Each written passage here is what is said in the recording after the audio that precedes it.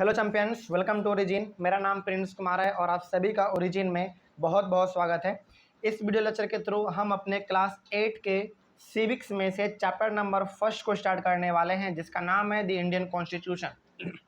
सबसे पहली बात तो ये कि जिस प्रकार से हम लोग हर एक चैप्टर को इस्तेमाल करने से पहले उसके हेडिंग को समझ लेते हैं कि आखिर उस चैप्टर में हम लोगों को पढ़ना क्या है।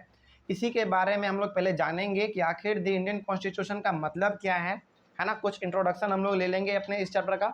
उसके बाद इस चैप्टर को जब हम लोग आगे बढ़ाएंगे ना, जब हम लोग समझेंगे इस चीज़ को, तो ज़्यादा अच्छे तरीके से हम लोगों को ये चीज़ समझ में आ पाएगा, है ना।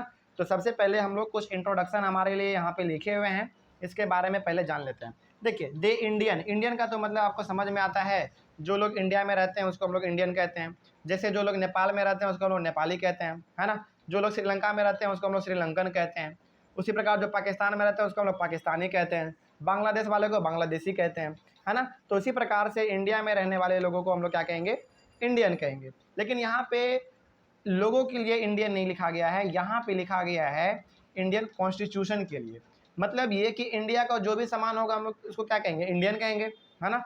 तो हम लोग यहाँ पे पढ़ने वाले हैं इंडियन कॉन्स्टिट्यूशन के बारे में, इसीलिए यहाँ पे है इंडियन, ठीक है ना। चलिए, तो सबसे पहले हम लोग कुछ अपना इंट्रोडक्शन ले लेते हैं इस चैप्टर का आखिर है क्या। चलिए, इंडियन का मतलब तो समझ में आ गया कि ऐसा कुछ होगा जो कि भारत में बना होगा, है ना। चलिए, तो अब सवाल है कि कॉन्स्टिट्यूशन होता क्या है। कॉन्स्टिट्यूशन होता क्या है, इसके बारे में पहले हम लोग जान लेते हैं। तो यहाँ पे कॉन्स्टिट्यूशन का डेफिनेशन लिखा हुआ है, तो यदि आपके एग्जाम में आए तो आप ये सेम टू सेम डेफिनेशन लिख सकते हैं चाहे तो, या फिर नहीं तो यदि आपके पास अपने से यदि आप इसको लिख सकते हैं, आपके पास कोई दूसरा सा डेफिनेशन हो अच्छा सा, तो आप उसको भी लिख सकते हैं या फिर आप इसको भी लिख सकते हैं, ठीक है। चलिए जानते हैं कि आखिर कॉन्स्टिट्यूशन हमारा होता क्या है। A written document in which several rules and regulations are written is called a constitution. Constitution हमारा एक ऐसा रिटेन डॉक्यूमेंट है, यानी कि एक ऐसा रिटेन बुक है जो कि किसी के द्वारा लिखा गया है, और उस बुक में बहुत सारे रूल्स एंड रेगुलेशंस लिखे हुए हैं, यानी कि बहुत सारे नियम कानून राइट ये सब लिखे हुए हैं, है ना। तो यदि एक शब्द में कहा जाए कि कॉन्स्टिट्यूशन क्या है, अच्छा हाँ, एक बात और, कॉन्स्टिट्यूशन को हम लोग हिंदी में संविधान कहते हैं, ठीक ना। कॉन्स्टिट्यूशन को हम लोग हिंदी में संविधान कहते हैं। तो कॉन्स्टिट्यूशन का मतलब हो गया कि एक ऐसा रिटेन डॉक्यूमेंट है ये, जिसमें कि हमारे बहुत सारे रूल्स एंड रेगुलेशंस लिखे हुए हैं। मतलब कि आप क्या कर सकते हैं, क्या नहीं कर सकते हैं, आप क्या करेंगे तो आपको जुर्माना नहीं लगेगा, आप किस नियमों को तोड़ेंगे तो आपको जुर्माना लगेगा, इस प्रकार के नियम कानून इसमें लिखे हुए हैं, है ना। चलिए, तो ये हो गया हमारा कॉन्स्टिट्यूशन का मतलब। आगे बढ़ते हैं फिर।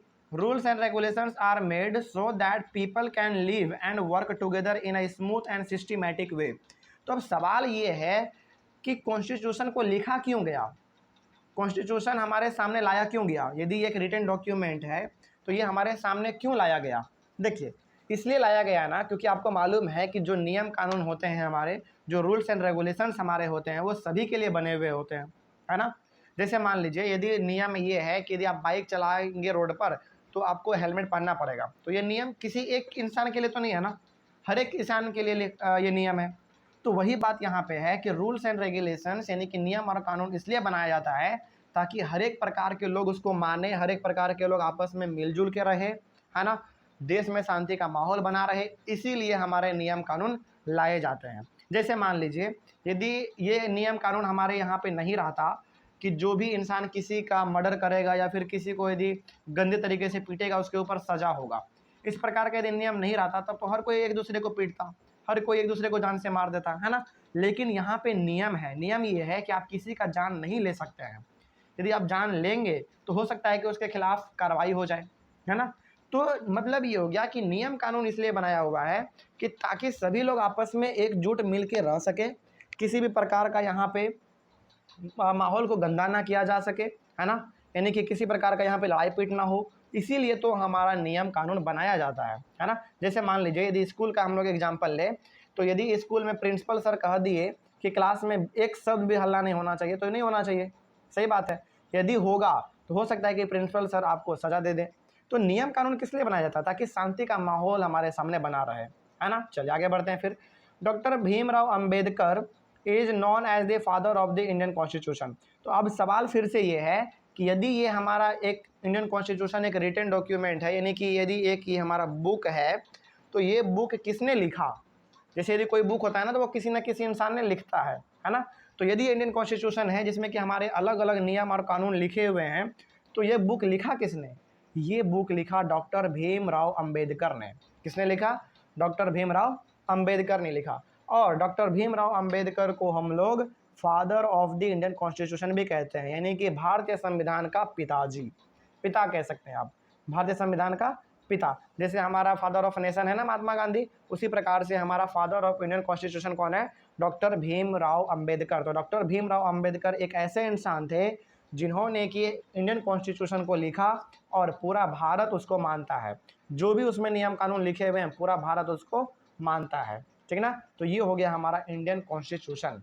आई होप आपको ये चीज़ समझ में आया होगा, और आप चाहें तो इसका स्क्रीनशॉट लेकर नोट्स भी लिख सकते हैं, क्योंकि ये बिल्कुल एनसीईआरटी से ही लिया हुआ है, ठीक ना। चलिए, उसके बाद फिर हम लोग अपने नेक्स्ट क्लास में पढ़ेंगे कि why does a country need a constitution, मतलब कि किसी भी कंट्री को कॉन्स्टिट्यूशन क्यों चाहिए, है ना। इसके बारे में हम लोग अपने नेक्स्ट क्लास में देखेंगे। तब तक के लिए thank you very much and have a nice day.